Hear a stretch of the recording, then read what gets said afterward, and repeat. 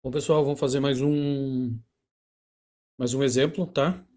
A diferença desse aqui é o seguinte: a gente tem essa fonte, que é uma fonte dependente. Então, quando a gente tem fontes dependentes, a forma de resolver a gente tem que a forma de resolver fica um pouco diferente. Então, o objetivo é a gente transformar a parte de um exercício que tenha dois pontos A e B em um circuito equivalente formado por uma fonte de corrente e um resistor. Nesse caso, pelo teorema de Norton, então a gente tem resistência de Norton e corrente de Norton. Eu vou calcular primeiro a resistência de Norton. Então, para a gente poder achar a resistência, o primeiro passo é zerar as fontes independentes. Então, quais as fontes independentes que a gente tem? Então, nesse exercício aqui, as fontes independentes que a gente tem é essa fonte aqui de 10 volts.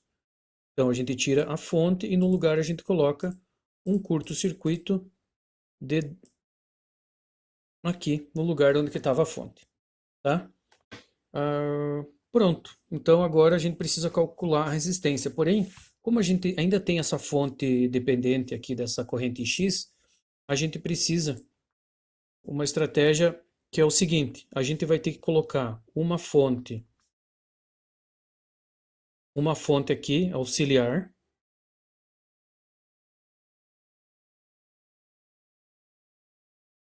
Essa fonte auxiliar vai ter, a gente coloca 1 volt nela para a gente poder descobrir qual a corrente a gente tem aqui. A partir do momento que a gente achar o valor dessa corrente, a gente consegue calcular a resistência, porque a gente vai ter a tensão e a gente vai achar a corrente. Aí a gente vai conseguir calcular a corrente de Norton, que é igual desculpa, a resistência de Norton, que é igual à resistência de Thevenin. O método é o mesmo. Muito bem. Como que a gente vai fazer aqui? Ó, percebam que a partir do momento que eu tirei aquela fonte e coloquei esse curto aqui, em paralelo a gente tem essa resistência. Então, como a gente está circuitando isso aqui, a corrente que a gente vai ter para cá não existe, na verdade, né? Vai ser uma corrente igual a zero. Então, a gente tem que o Ix igual a zero. Se a gente tem o Ix valendo zero, essa fonte de corrente dependente de X, então a gente vai ter que 2 vezes zero é igual a zero. Vai sobrar só essa fonte aqui de tensão e essa resistência aqui só. Então o circuito vai ficar bem simples, né? Só uma fonte de tensão e uma resistência. É óbvio que aqui, se a gente só tem essa fonte de tensão e essa resistência, a nossa resistência vai ser 5 ohms. Mas eu quero seguir o passo a passo aqui só para a gente poder chegar nessa mesma conclusão aqui. Então, ó, a gente tem a tensão, a gente tem essa tensão, a gente tem essa resistência e a gente quer calcular essa corrente aqui.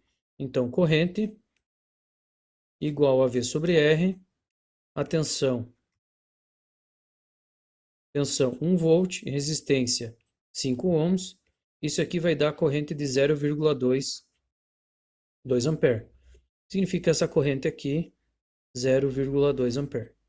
Então, para calcular a resistência de Norton, a gente tem tensão de 1 volt dividido pela corrente que a gente calculou, 0,2, como resultado 5 ohms, a nossa resistência de Norton, que é igual à nossa resistência de Thevenin.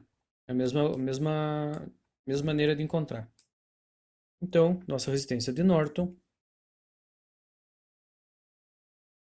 5 ohms. Então, agora a gente precisa achar a corrente de Norton. Como que a gente vai fazer isso? Tenho aqui tem aqui esse meu circuito aqui. Qual que é a corrente de Norton? Ao criar um curto-circuito entre o ponto A e o ponto B, qual a corrente circula através desse curto-circuito? Então, vamos resolver isso aqui. Eu vou fazer por análise de malhas. Então, vou pegar aqui I1,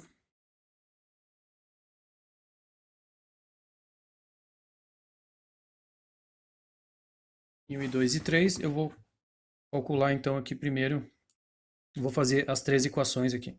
Então, vai ficar assim.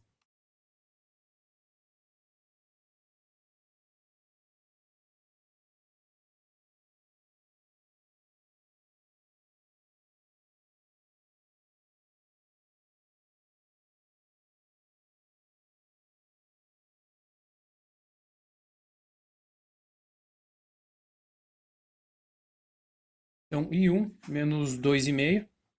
Como o I1 ele está subindo aqui no resistor, né? Então, a gente tem que o Ix é igual a 2,5 ampere. Positivo, o nosso I1 a gente ficou negativo. Mas o nosso Ix, tá?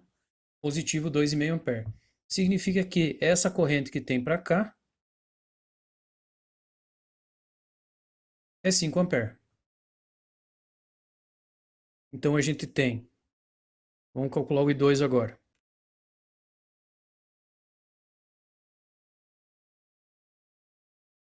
Então, o I3, quanto vale o I3? Né? O I3 é o próprio 5 ampere.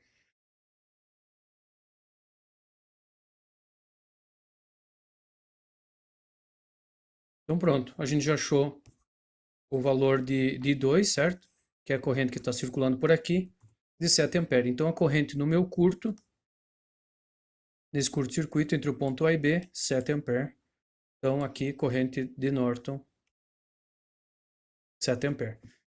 Então eu posso substituir esse circuito aqui do lado esquerdo, tá?